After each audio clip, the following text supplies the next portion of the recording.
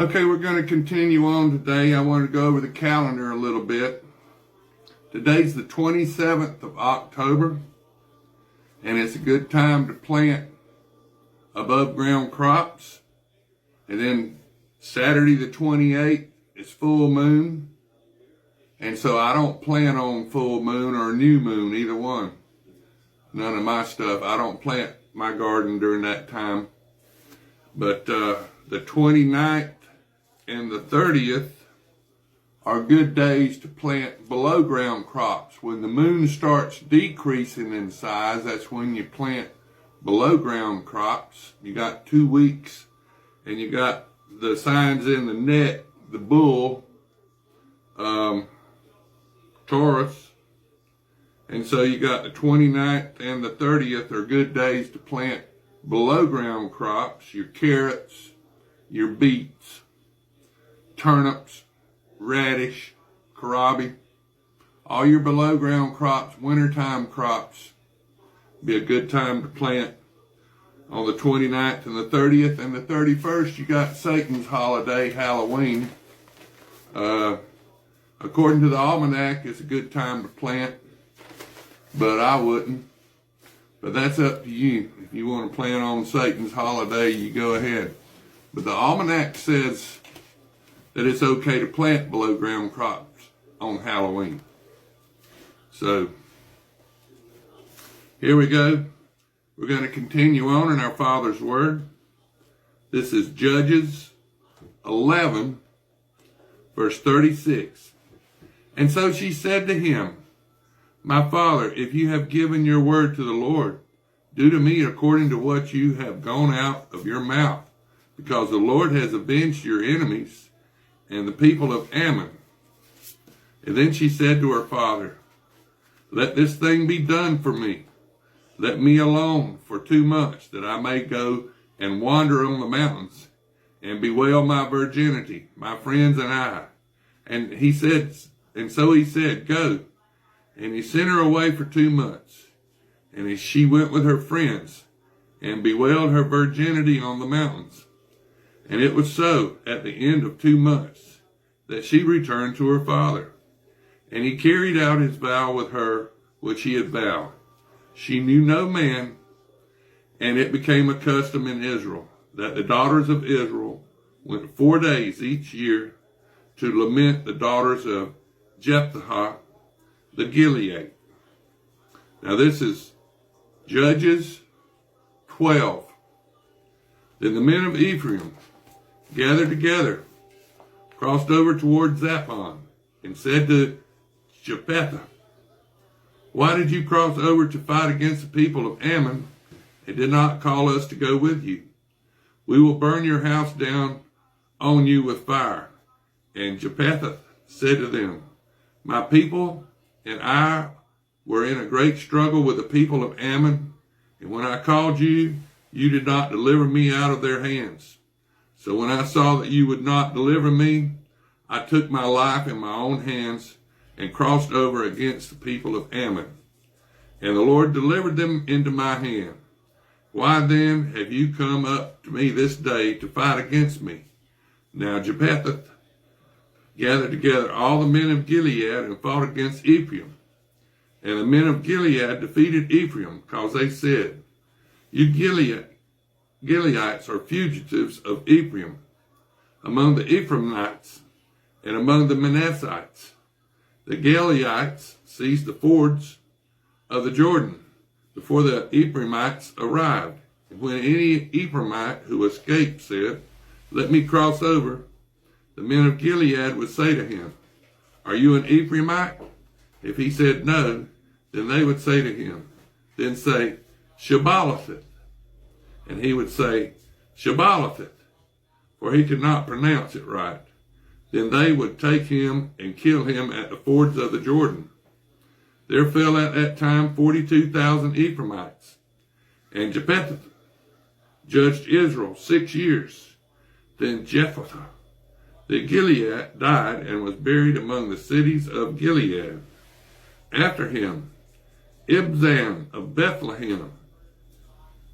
Bethlehem means the city of bread. That's where they ground all the grain. After him, Ibzan of Bethlehem judged Israel. He had 30 sons, and he gave away 30 daughters in marriage, and brought in 30 daughters from elsewhere for his sons. He judged Israel 7 years. Then Ibzan died and was buried at Bethlehem. After him, Elon the Zebulite judged Israel. He judged Israel 10 years, and Elon the Jebulite died and was buried at Ajalon in the country of Zebulun. After him, Abdon, the son of Hillel, the Parathonite, judged Israel. He had 40 sons and 30 grandsons, who rode on 70 young donkeys. He judged Israel 8 years. Then Abdon, the son of Hillel, the Parathonite, died and was buried in Parathathon in the land of Ephraim, in the mountains of the Amalekites. Now this is Judges 13. Again, the children of Israel did evil in the sight of the Lord, and the Lord delivered them into the hands of the Philistines for 40 years. Now there was a certain man from Zorah, in the family of the Danites, whose name was Manahath, and his wife was barren and had no children. And the angel of the Lord appeared to the woman and said to her, Indeed now, you are barren and have borne no children, but you have conceived and bear a son. Now therefore, please be careful not to drink wine or similar drink, and not to eat anything unclean. For behold, you shall conceive and bear a son, and no razor shall come upon his head. For the child shall be a Nazarite to God from the womb, and he shall begin to deliver Israel out of the hand of the Philistines. So the woman came and told her husband, saying, A man of God came to me, and his countenance was like the countenance of the angel of God, very awesome. But I did not ask him where he was from, and he did not tell me his name. And he said to me, Behold, you shall conceive and bear a son. Now drink no wine or similar drink, nor eat anything unclean. For the child shall be a Nazarite to God from the womb to the day of his death. Then Manoah prayed to the Lord and said, O my Lord, please let the man of God whom you sent come to us again and teach us what we shall do for the child who will be born. And God listened to the voice of Manoah, and the angel of God came to the woman again as she was sitting in the field. But Manoah, her husband, was not with her. Then the woman ran in haste and told her husband, and he said to him, Look, the man who came to me the other day has just now appeared to me. So Manoah arose and followed his wife. When he came to the man, he said to him, Are you the man who spoke to this woman? And he said, I am. Manoah said, Now let your words come to pass. What will the boy's rule of life and his work?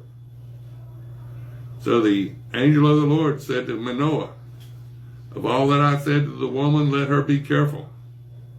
She may not eat anything that comes from the vine, nor may she drink wine or similar drink, nor eat anything unclean.